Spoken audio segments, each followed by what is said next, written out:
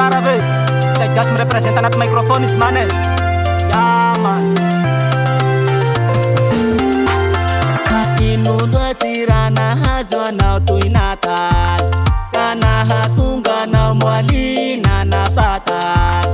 Tsy nampoiziko toa koa he, fa tampoka he loatsy io lie.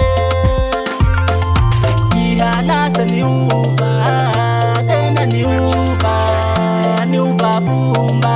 Tsy nanaky taloha, ty fomba otoa, fa tsy mahasoa, ty fomba otoa.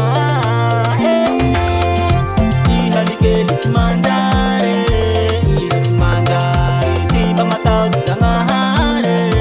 Iha tsy manjary, iha likely tsy manjary, iha tsy manjary, tsy mba matahotsy Zagnahary.